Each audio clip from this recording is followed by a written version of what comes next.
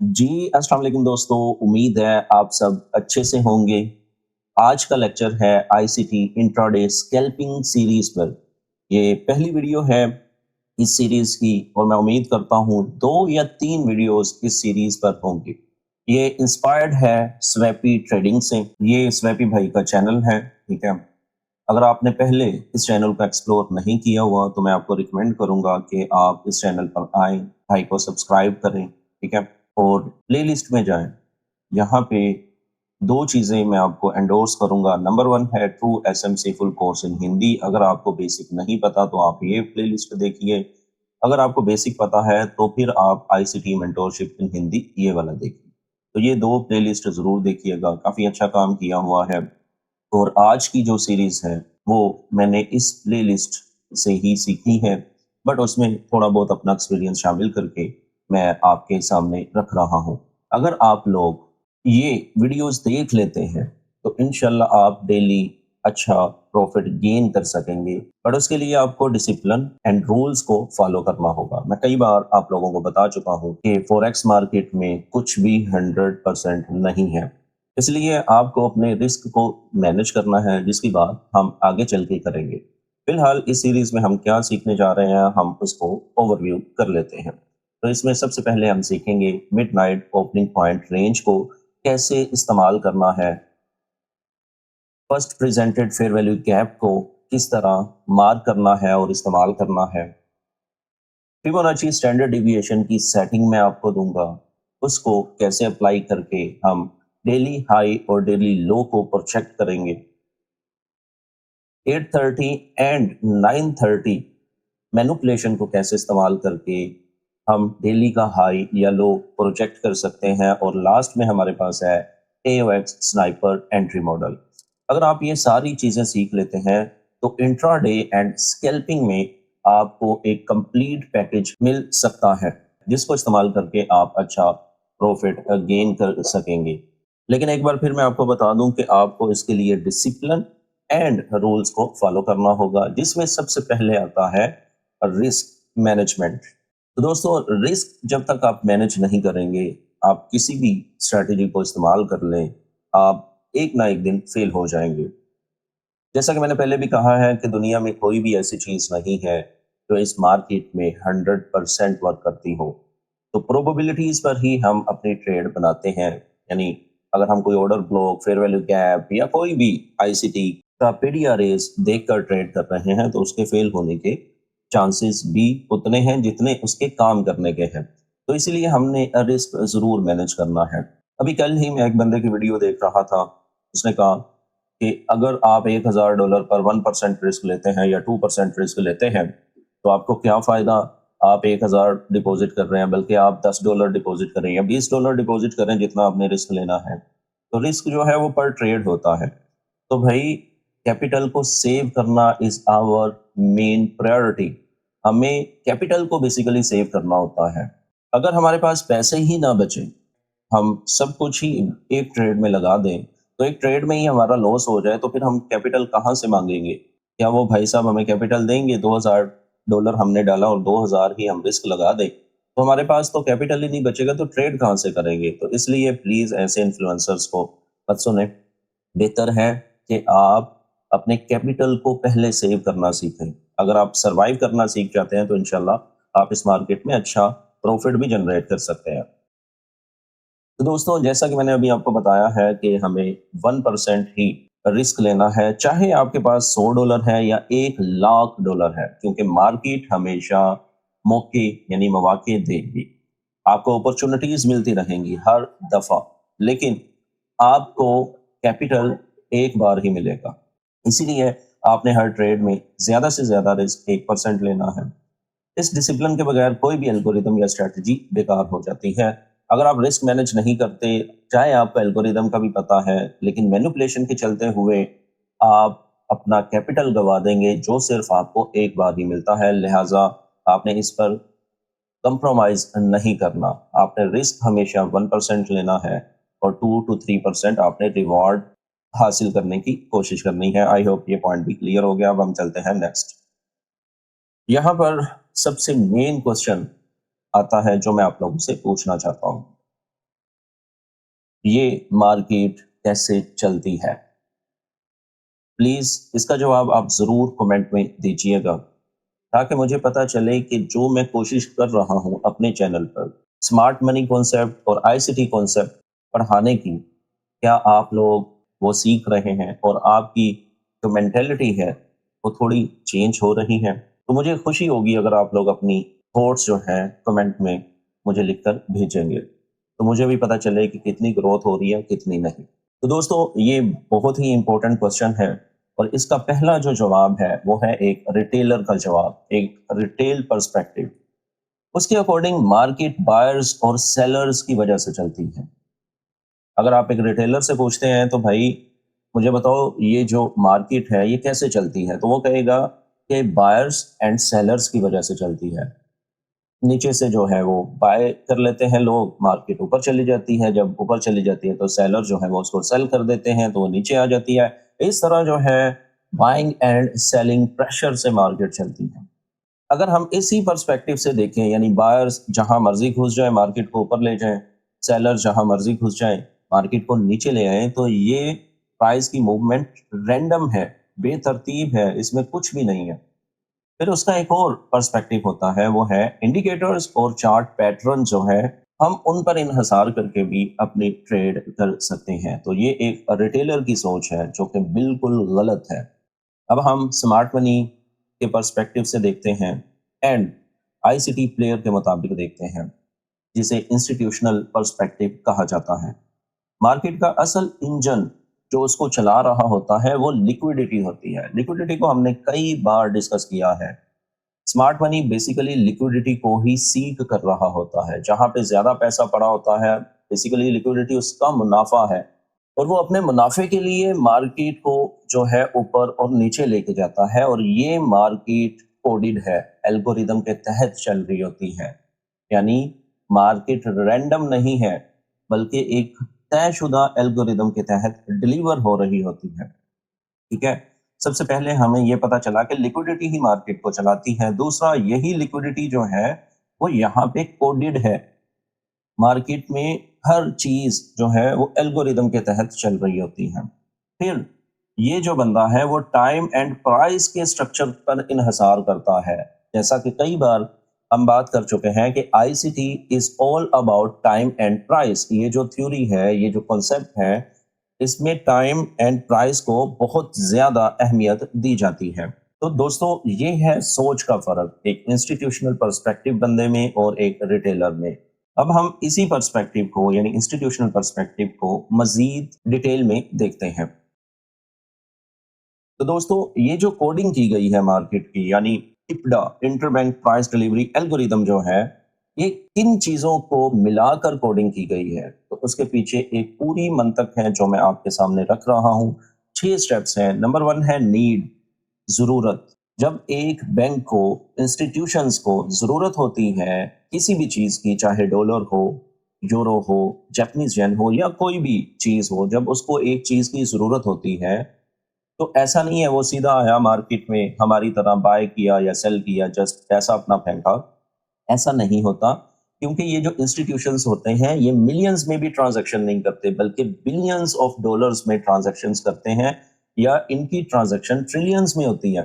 ठीक है, आप प्लीज गूगल कर लीजिएगा बिलियंस में कितनी सिफर्स आती हैं और ट्रिलियंस में कितनी सिफर आती हैं। तो बेसिकली ये जो इंस्टीट्यूशंस हैं जिनको पैसा चाहिए होता है, उनकी ट्रांजैक्शंस बहुत ज्यादा पैसों में होती है। ऐसा नहीं होगा कि उन्होंने डिपॉजिट किया किसी भी ब्रोकर में, जैसे हम एक्सनेस में करते हैं, तो ब्रोकर में पैसे डिपॉजिट किए और उसके बाद उन्होंने बाइंग एंड सेलिंग शुरू कर दी और बाइंग एंड सेलिंग प्रेशर आना शुरू हो गया। ऐसा नहीं है, बल्कि जब उसको किसी चीज की जरूरत होती है तो वहां पे इंस्ट्रक्शंस क्रिएट की जाती हैं, जो कि दूसरा पॉइंट है। एक इंस्टीट्यूशन को यूरो चाहिए, दूसरे इंस्टीट्यूशन ने यूरो को बेचना है, तो इन दोनों के दरमियान जो है एक ऑर्डर्स क्रिएट होता है जिसे इंस्ट्रक्शंस कहा जाता है। एल्गोरिदम को कमांड्स मिलती है। ठीक है, यहाँ पे आप नीचे पढ़ सकते हैं। नंबर 3 है कंफर्मेशन, यानी ये जो ऑर्डर्स मिला है, ठीक है, उसकी फिर तस्दीक होती है दोनों पार्टीज की तरफ से, जिसे मार्केट कंडीशंस का जायजा भी कहा जाता है। ठीक है, जब ये 3 स्टेप्स हो जाते हैं तो फोर्थ आता है सेटलमेंट, ट्रांजैक्शन का आगाज होता है। जब सेटलमेंट हो जाती है, अच्छा ये जो सारी चीज़ें हो रही होती हैं, ये बिटवीन कंपनीज़ हो रही होती हैं, जैसे सीएलएस, डीटीसीसी इस तरह की कंपनीज़ होती हैं, जो ये सेटलमेंट करवा रही होती हैं, ठीक है? सेटलमेंट्स के बाद आता है फंडिंग यानी पैसा ट्रांसफ़र होता है, जिस बंदे ने बेचा होता है उसको और जिसने खरीदा होता है, उसके दरमियान फंडिंग होती है कि पैसा दे दो। जब फंडिंग हो जाती है देन 6 स्टेप आता है डिलीवरी जो कि हमें चार्ट पर नज़र आती है प्राइस की मूवमेंट। तो ये 6 स्टेप्स जो हैं हमें इसका फुटप्रिंट्स बेसिकली चार्ट पर नज़र आ रहा होता है। आई होप अगर अब आपसे कोई ये पूछे कि मार्केट कैसे चलती है, तो आपके पास एक बेहतर एंड पढ़ा लिखा जवाब होगा। प्लीज़ मुझे ये भी कमेंट में बताइएगा कि आपको इस चीज़ का पहले पता था या नहीं। अब हम चलते हैं अपने मेन टॉपिक की तरफ, वो है मिडनाइट ओपनिंग पॉइंट। तो इसको हम चार्ट पर समझेंगे, किस तरह इस्तेमाल करना है वो सारी चीज़ें हम चार्ट पर देखेंगे। तो चलते हैं चार्ट पर। तो दोस्तों हम आ चुके हैं चार्ट पर। यहाँ पे सबसे पहले आपने क्या करना है, अपनी ट्रेडिंग व्यू की सेटिंग में जाना है, टाइम वाली सेटिंग में, जो कि ये वाले पॉइंट पर आ रही है। आपने यहाँ पे क्लिक करना है और न्यूयॉर्क टाइम को ही सिलेक्ट करना है। आप किसी भी खित्ते में रहते हैं, किसी भी कंट्री में रहते हैं, लेकिन आपको ये वाला ही टाइम फॉलो करना है। प्लीज़ आप इसी को ही सिलेक्ट रखिएगा, ठीक है? ये यूटीसी -5 भी हो सकता है, यहाँ पे यूटीसी -4 है, इस पर आपने ध्यान नहीं देना, बल्कि आपने मेन जो चीज़ पर ध्यान देना है वो है न्यूयॉर्क। तो आपने इसको सबसे पहले सिलेक्ट रखना है। दूसरा, जब मैंने ओवरव्यू दिया है, तो इस लेक्चर में हमने जो चीज़ें कवर करनी है वो मैं आपको बता दूँ। इस लेक्चर में हम देखने जा रहे हैं फर्स्ट पॉइंट मिडनाइट, ठीक है? फिर है फर्स्ट प्रेजेंटेड एफईजी, फिर है फिबोनाची की सेटिंग एंड डेली हाई और डेली लो को हम किस तरह फिबोनाची की मदद से एंड मिडनाइट रेंज की मदद से हम कैप्चर कर सकते हैं, वो भी हम इस वीडियो में देखेंगे, ठीक है? तो ये हमारे बेसिकली टॉपिक हैं जिसको हमने इस लेक्चर में कवर करना है। तो दोस्तों जब आपने यहाँ पे न्यूयॉर्क टाइम सेलेक्ट कर लिया, ठीक है? जैसा कि मैं आपको दोबारा करके दिखा रहा हूँ, ये वाला यहाँ पे देखें यूटीसी -4 आ चुका है। तो फिर आपने इसको लो टाइम फ्रेम पर शिफ्ट कर लेना है। जैसा कि ये फ्राइडे की कैंडल क्लोज हो चुकी है, आज संडे है इसलिए मार्केट क्लोज है। तो हम देखेंगे सबसे पहले 00 वाला टाइम जो कि मिडनाइट ओपन का है। देखिए मैं आपको करंट मार्केट में ही समझा रहा हूँ ताकि हमें अच्छे से आइडिया हो कि हम जो चीज़ सीख रहे हैं वो काम कर रही है। अच्छा ये काम किस किस पे करेगी? ये आपके हर एसेट क्लास पर काम कर सकती है, ठीक है? तो ये है वो कैंडल जिसकी हमें तलाश थी। तो दोस्तों ये है 00 वाली कैंडल यानी मिडनाइट ओपनिंग वाली कैंडल। हमने अपने फर्स्ट स्टेप में क्या करना है, हमने इसको करना है मार्क, ठीक है? आप इसको लिख सकते हैं जी कि ये मिडनाइट ओपन है, या आप इसको टीडीओ भी कह सकते हैं क्योंकि आईसीटी वाले जो है वो इसको ट्रू डे ओपन के नाम से भी पुकारते हैं, या इसको एनवाईएमओ यानी न्यूयॉर्क मिडनाइट ओपन भी आप कह सकते हैं। तो दोस्तों हमने सबसे पहला स्टेप अपना कंप्लीट कर लिया है, इसको मार्क कर लिया है। दूसरा हमारा स्टेप आता है कि हमने पहले 30 मिनट्स इस मार्केट को देखना है कि मार्केट क्या करती है, जो कि आ रहा है ये। तो हमारे पास एक रेंज जो बन रही है पहले 30 मिनट्स की, वो ये है। तो हमने मिडनाइट ओपन कैंडल को मार्क किया, जहाँ पे ओपनिंग हो रही है उसको मार्क किया। सेकेंडली हमने पहले 30 मिनट्स देखा कि मार्केट क्या कर रही है। अगर आप यहाँ पे देखते हैं तो हमारे पास एक आ रहा है लो, ठीक है, और एक आ रहा है हाई। तो ये स्टेप्स हैं जो हमने इसमें देखने हैं। पहला क्या है कि हमने देखा कि मार्केट मिडनाइट ओपन किस एरिया से हो रही है, हम उसको मार्क कर लेंगे। दूसरा, हम 30 मिनट्स तक इस रेंज को वॉच करेंगे। तीसरा, हम देखेंगे कि इस 30 मिनट्स में हाई एंड लो कहाँ पे प्रोजेक्ट हो रहा है। अगर आपने मेरे प्रीवियस लेक्चर्स देखे हैं तो मैंने कई बार 2 पॉइंट का ज़िक्र किया है। एक है 6 पीएम न्यूयॉर्क टाइम, उस टाइम पे मार्केट में तमाम ब्रोकर्स पर एक नए दिन का आगाज़ होता है, यानी न्यू डे ओपनिंग पॉइंट होता है वो। अगर आपने वो लेक्चर्स देखे हुए हैं तो हमने उसमें क्या बात की है? हमने ये बात की है कि अगर मार्केट में हमने उसमें ये बात की है कि अगर मार्केट बुलिश है, हमारे बायस बुलिश है। देखें तमाम चीज़ें फेल हो जाएँगी अगर आप रिस्क मैनेज नहीं करेंगे। इसी तरह तमाम चीज़ें फेल हो जाएँगी अगर आप अपना बायस नहीं देखेंगे। देखिए, इस वीडियो में मैं डेली बायस चीज़ें नहीं बताऊँगा, आप प्लीज़ मेरी प्रीवियस वीडियोज़ देख लें कि हम किस तरह अपना बायस सेट करते हैं, ताकि आपको आइडिया हो कि हम अपनी डायरेक्शन के साथ जाएँगे। आप मेरी 2 सी फेड स्ट्रैटेजी वाली वीडियो देख लें, वहाँ पे मैंने डेली बायस कैसे निकालना है, टॉप डाउन एनालिसिस कैसे करने हैं बताया हुआ है। प्लीज़ वो देख लेंगे तो आपको अच्छे से समझ आ जाएगी। मैं यहाँ पे बात करने वाला हूँ कि ये हमारा मिडनाइट ओपनिंग पॉइंट है, फ़र्ज़ करते हैं, या ये हमारा 6 पीएम वाला पॉइंट है। तो अगर मार्केट ओपन होते ही पहले ऊपर जाती है, तो इसका मतलब ये है कि ये जो ऊपर गई है मार्केट इस तरह, ये बेसिकली मैनिपुलेशन करने गई है, ठीक है? ये मैनिपुलेशन का हिस्सा है क्योंकि मार्केट ने आना फिर नीचे ही है। ये हमने पढ़ा हुआ है एएमडी में, एक्यूमुलेशन, मैनिपुलेशन एंड डिस्ट्रीब्यूशन में, ठीक है? तो अगर तो आप एएमडी को पहले से जानते हैं तो आपके लिए ये लेक्चर और भी आसान हो जाएगा। तो इसी तरह हमने अगर सेल करना है तो हम मिडनाइट ओपन के ऊपर सेल करेंगे। अगर हमने बाय करना है तो हम मिडनाइट ओपन के नीचे बाय करेंगे। तो ये चीज़ भी थी जो मैं आपको बताना चाह रहा था। तो अगर आप देखते हैं तो फ्राइडे वाले दिन भी मार्केट पहले नीचे आई है मिडनाइट ओपन से, और ये किस पे टैप हुई है? ये वो पॉइंट है जिसे हम फर्स्ट प्रेजेंटेड एफवीजी भी कहते हैं। मैं आपको दिखाता हूँ कि ये किस पर टैप होने के बाद मार्केट जो है बाय गई है। तो दोस्तों, ये मिडनाइट ओपनिंग पॉइंट है। मैं दोबारा इसको हाईलाइट करता हूँ वर्टिकल लाइन से, ठीक है?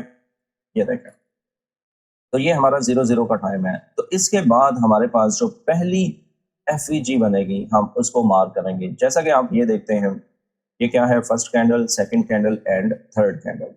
तो ये जो 3 कैंडल्स हैं, इसके दरमियान में जो हमारे पास पहली एफवीजी क्रिएट हुई है, इसी को ही हम कहते हैं first presented FVG. Midnight open के बाद जो पहली एफवीजी बनेगी उसे क्या कहा जाता है? First presented FVG. अगर ये एफवीजी आपके बायस के साथ मिल रहे हैं, जैसा कि अगर हम बात करें फ्राइडे की, तो फ्राइडे वाले दिन मार्केट बाय गई है, ठीक है? आप देख लें, तो उस दिन का जो बायस था वो बुलिश था। तो आप ये देखें कि मार्केट ने फर्स्ट प्रेजेंटेड एफवीजी पर टैप किया और उसके बाद मार्केट ऊपर चली गई।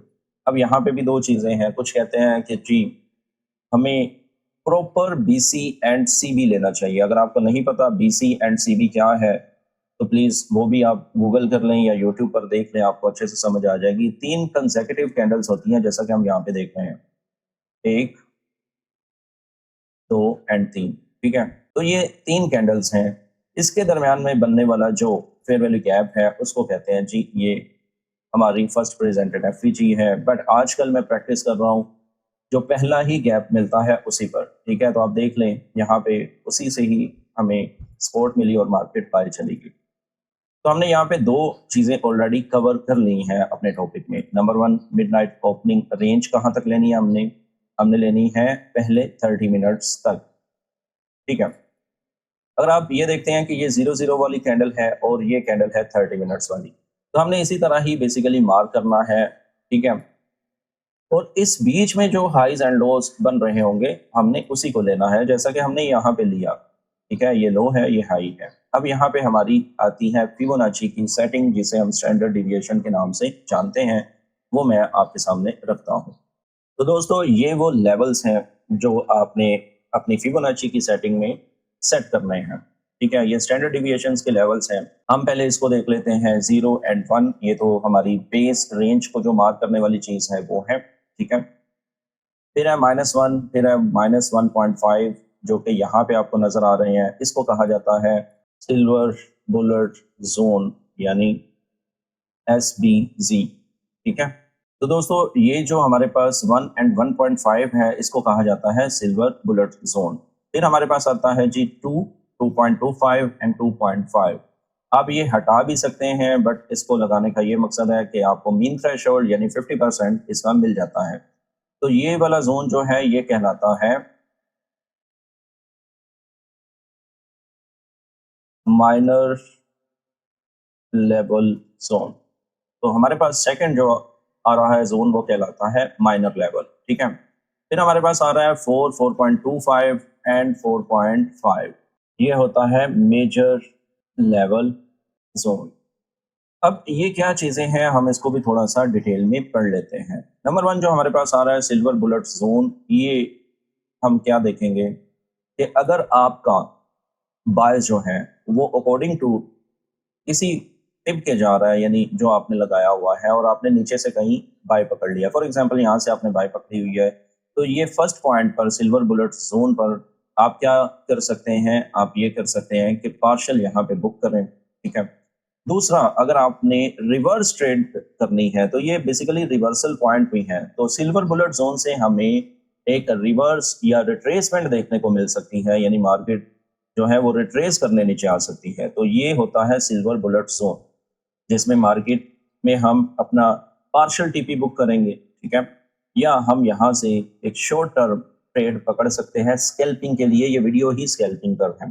देन मार्केट ऊपर जाती है और हमारे सेकंड ज़ोन पर आती है, यहाँ पे भी हम अपना जो है टीपी बुक कर सकते हैं अगर हमारा बायस बुलिश है, ठीक है? या हम यहाँ से भी रिवर्स एक्सपेक्ट कर सकते हैं कि मार्केट यहाँ से रिवर्स हो सकती है, ठीक है?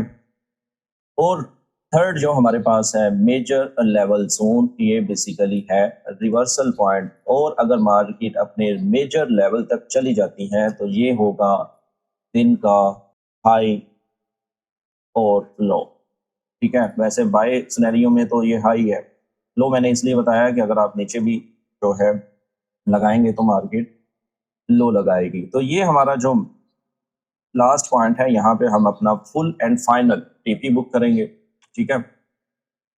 और हम यहाँ से रिवर्स भी एक्सपेक्ट कर सकते हैं। बेसिकली ये वो लेवल्स हैं जहाँ से मार्केट रिवर्स हो सकती है, वापस आ सकती है, ठीक है? तो इसकी सेटिंग एक दफ़ा फिर मैं आपके सामने रख रहा हूँ, इसका स्क्रीनशॉट ले लें और अपने पास इसको सेव कर लें ताकि कहीं गुम ना हो जाए। तो आई होप आपको सेटिंग की और ज़ोन की समझ आ गई है। आए अब इसका प्रैक्टिकल भी हम देखते हैं। दोस्तों, जैसा कि हमने यहाँ पे देखा था, ठीक है, कि हमने सबसे पहले क्या करना है, मिडनाइट ओपनिंग पॉइंट को मार्क। दूसरा पॉइंट हमारे पास आता है कि 30 मिनट्स में हम देखेंगे कि कौन सी रेंज क्रिएट हो रही है, हाई या लो, हम उसको मार्क कर लेंगे, ठीक है। फिर हमारे पास है कि जो इस 30 मिनट्स के अंदर फेयर वैल्यू गैप बनेगा, ठीक है, इम्बैलेंस हो या प्रॉपर बीसी या सीबी हो, जैसा कि ये है first, second and third candle, आप इसको भी मार्क कर सकते हैं। मार्केट इस पे भी रिएक्शन देगा आपको, हम वहां से बाय या सेल कर सकते हैं।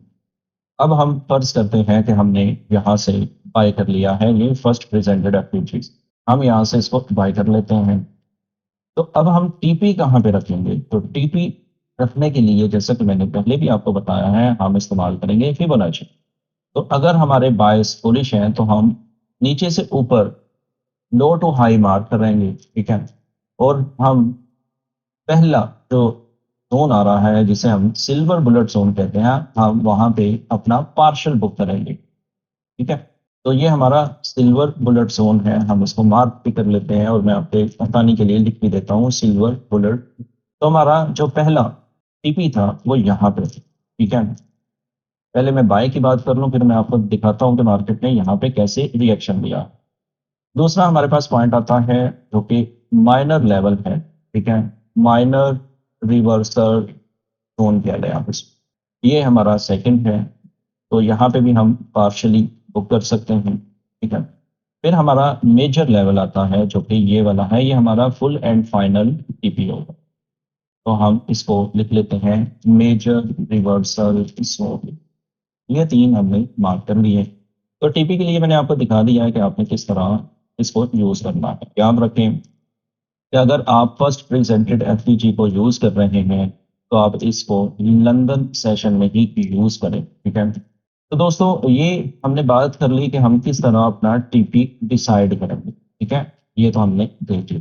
दूसरा मैंने आपको ये भी बताया है कि अगर तो ये हमारा मिडनाइट पॉइंट है, हमने बाय इससे नीचे करना, ठीक है? अगर हमने सेल करना है तो हमने ऊपर करना।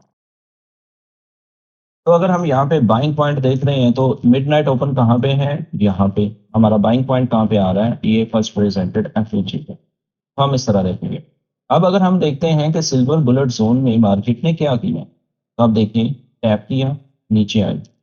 तो ये एक तरह की हमें क्या देखने को मिला? ये हमें देखने को मिला रिट्रेसमेंट कह लें या रेजिस्टेंस आप कह लें, जो भी कहना आप इसको कह सकते हैं, और ये कम से कम $5-6 तो होगा। ठीक है, देख लें, $5 से $6 की मूव हमें देखने को मिली, लेकिन हमने इसको कैच नहीं करना।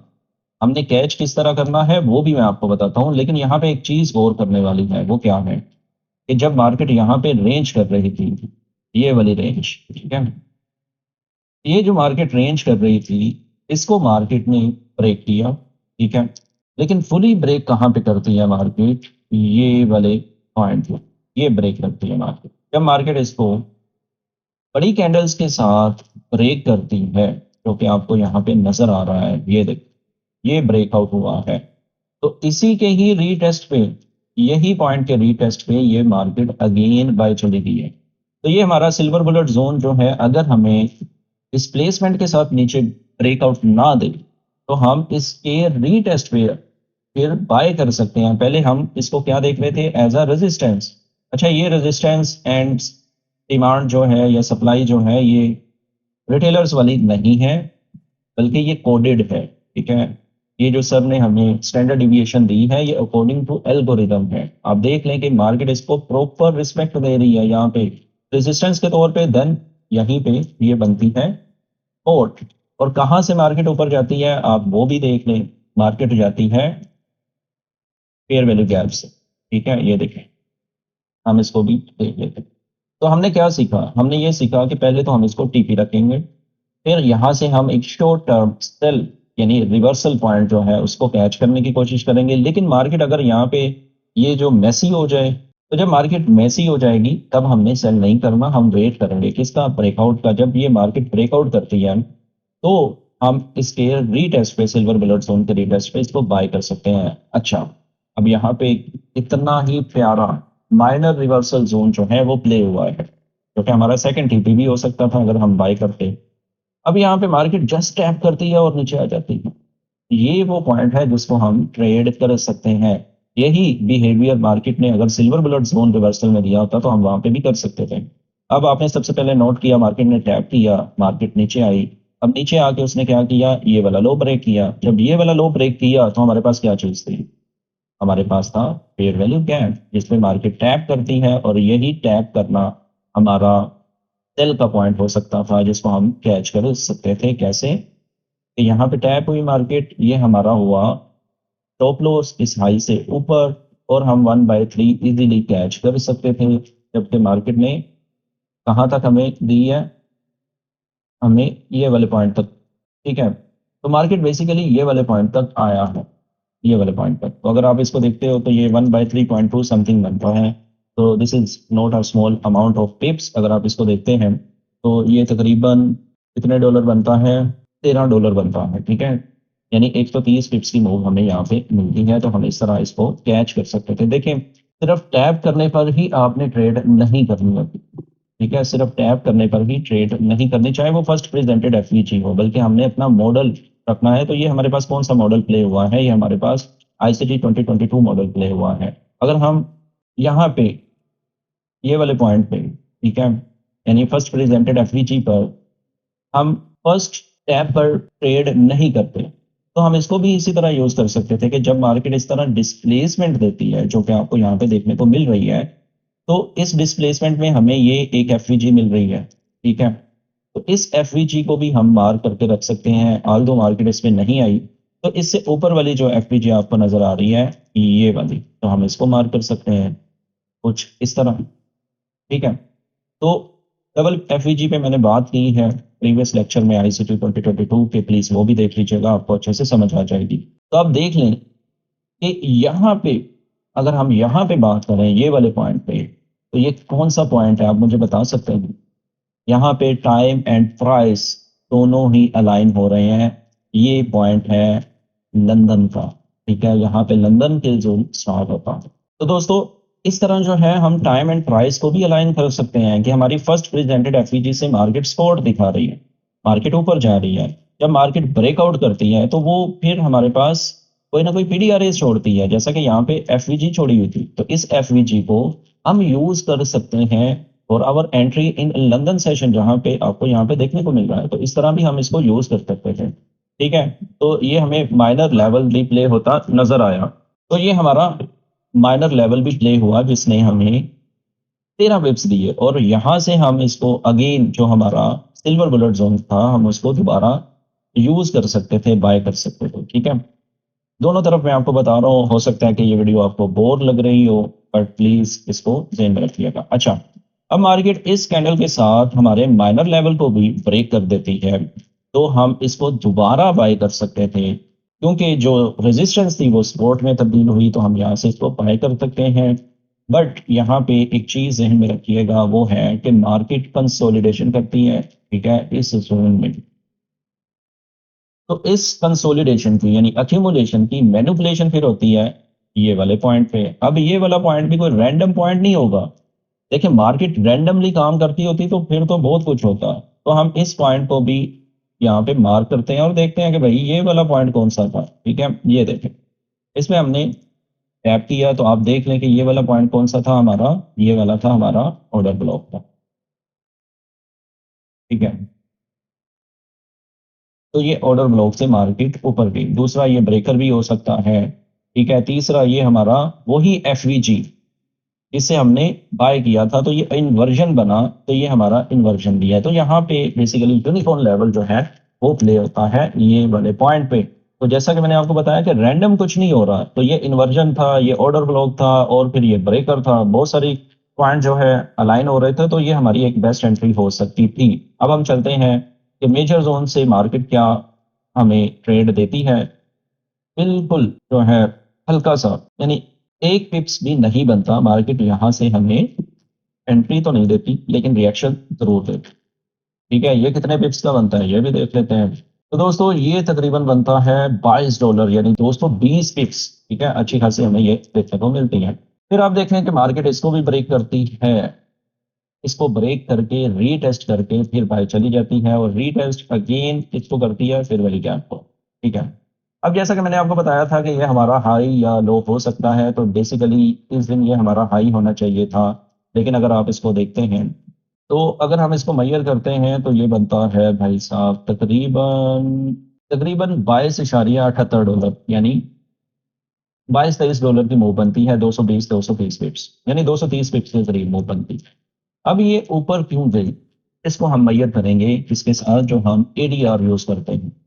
ठीक है, तो हम देखते हैं कि प्रीवियस डे में मार्केट ने कितने डॉलर की मूव की। ठीक है, ये प्रीवियस डे की कैंडल है, हम इसको मार्क करते हैं लो टू हाई। तो भाई प्रीवियस डे मार्केट ने $80 की मूव दी थी, यानी 800 पिप्स। तो हमारे पास करंट डे फ्राइडे वाले दिन मार्केट कितने डॉलर की मूव से होती है, हम इसको देखते हैं। तो भाइयों मार्केट देती है $113 की मूव। अब हम कैलकुलेट करते हैं, 113 माइनस 80 तो कितने बने, $33 की मूव जो है हमें इजाफी मिलती। ठीक है, तो इसका मतलब क्या हुआ कि गोल्ड ने फ्राइडे वाले दिन एक एक्सेप्शनल मूव दी है, जो कि अपने प्रीवियस एडीआर की रेंज से ज्यादा दी है। ठीक है, अगर आप 5 डे को काउंट करोगे तो आप उसको भी देख लीजिएगा, उसके हिसाब से भी मार्केट ज्यादा मूव ही देती है। क्योंकि ये देखें, अगर हम प्रीवियस 5 दिन की कैंडल्स देखते हैं, 1 2 3 4 5, तो आज की कैंडल जो है इन 5 कैंडल से ज्यादा जो है मूव दे चुकी होगी, इसीलिए हमें मेजर रिवर्सल जोन में दिन का हाई देखने को नहीं मिला। ठीक है, तो ये जो $22-23 की मूव है, या अगर हम इसको यहां से काउंट करें जो कि इसका एज वाला पॉइंट है, तो कितने डॉलर है, 29। ठीक है, $29 की मूव तकरीबन $33 जो है उसने ज्यादा दिए हैं, जबकि यहाँ पे आ रही है कितने डॉलर की मूव इजाफी, तकरीबन 30 की। तो ये इस तरह हम हाई या लो देख सकते थे। तो जो हमारा मेजर जोन है ये दिन का हाई या लो हो सकता है। तो दोस्तों आई होप मैंने इसको बड़ी ही डिटेल में आपके सामने प्रेजेंट करने की कोशिश की है। इसमें हमने क्या देखा, हमने देखा मिडनाइट ओपनिंग पॉइंट को मार्क करना है, फिर हमने फर्स्ट प्रेजेंटेड एफईजी को देखा, हमने उसके रीटेस्ट पे एंट्री देखी। ठीक है, फिर हमने फिबोनाची लगा के स्टैंडर्ड डिविएशन को देखा, और मैंने आपको बताया कि ये रैंडमली नहीं है, बल्कि ये जो फिब है ये फिब की सेटिंग स्टैंडर्ड डिविएशन की है, ये एल्गोरिदम के मुताबिक सर ने हमें दी है, और हमने इसको देखा कि मार्केट यही लेवल से पहले नीचे आती है, फिर इसको ब्रेक करके इसी से बाई जाती है, फिर हमें माइनर से भी अच्छी रिजेक्शन देखने को मिली, फिर वहीं से हमें डिमांड देखने को मिली और फिर हमने मेजर लेवल में भी यही देखा। तो दोस्तों आज की वीडियो में हमने मिडनाइट ओपन रेंज सीखी, फिबोनाची की सेटिंग देखी, स्टैंडर्ड डिविएशंस देखे, किस तरह इनको यूज़ करना है वो देखा और मुझे उम्मीद है कि आपने इस वीडियो में कुछ ना कुछ ज़रूर सीखा है। अगर आपको ये वीडियो यूज़फुल लगती है तो प्लीज़ लाइक करें, कमेंट करें, अपने दोस्तों के साथ शेयर करें और चैनल को सब्सक्राइब नहीं किया हुआ तो वो भी कर लें। मुझे अपनी दुआ में याद रखें। मिलते हैं नेक्स्ट वीडियो में। अल्लाह हाफ़िज़।